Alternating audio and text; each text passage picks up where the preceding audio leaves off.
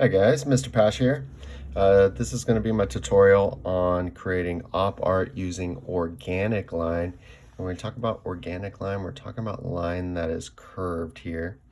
And when we're talking about op art, we're talking about using line in a way where it looks like the form tends to pop out a little bit. It gives it kind of a 3D look. And there's a variety of ways you guys can do this, so I'm just going to go over some short tips for you guys to use. Plenty of examples online, and as you will see on the website page, I put in 3 tutorials from additional artists as well as a bunch of examples for you guys to kind of pick and choose from for this. Okay, so to get started, we're going to use a full sheet of paper here. Now this is a pencil and paper. You guys can choose to use color on here. Color is always an option. You can also use different color pens. You can also choose to use colored pencil if you want. I recommend using a sharp one. You can even use thin markers. Sharpies will work really well. And just make sure when you guys are using the pen, you guys are kind of using those gel pens for, you know, to create those nice, consistent, fluid lines here, okay? Now, the purpose for this assignment mostly is to get you guys used to drawing lines in a fluid manner. And what I mean by that is usually when people start off with lines, you know, even if they want to draw a line from here to here, the lines tend to be pretty choppy, kind of like this. They're very not confident. And so what happens is the lines become very shaky. And so what I want you guys to focus on is really just creating some more elongated lines, okay? Be confident with your stroke. Don't think about it too much. Just go from point A to point B. Now we'll do straight lines with the geometric example. For us, we're going to use some curved lines here. Okay, so how to do it.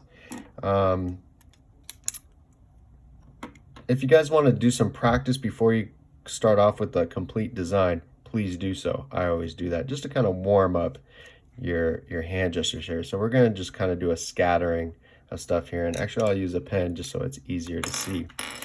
So basically what's happening here is you guys can break the space using kind of curved lines here, which you might see in some of the tutorials. Notice that the line, I didn't really stop. I just kept on being really fluid here. And to create this illusion, we're going to create some curves. And when we curve out one way, okay, I'm trying to connect the line here. Notice nice fluid stroke. It'll look like it's starting to point in one direction, okay, curve. And when we curve the other way, you'll notice here will look like it's tending to pop out at us. I'm trying to keep those lines pretty curved here. Might be a little sloppy here. Okay, you can even continue to bring in those curves like this until you pretty much get pretty flat like that. Do you guys see that? Hopefully so.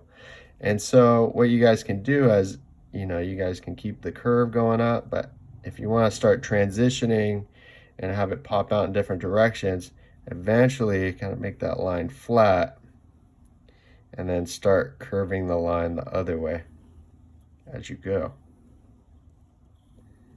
Okay, so there's one way to do it. The other way is more of a free-form approach, excuse me. And here's just a quick example here. And what this is about, when we're, you know, curving in one direction, it looks like it's going one way. But if we leave some space in between, some distance, that'll tend to pop out, as opposed to areas where it tends to kind of pinch in. It'll look like it kind of goes back a little bit here. Especially you see that in this area. So I just concentrate on areas that look like it sticks out, and then pinch in, sticks out, pinch in. And you could be really fluid with this technique here. So let's just say we start off with a shape and just a circle here. It'll kind of look like a top of a mountain, or one of those topographical maps or so. Then you can start curving a little bit.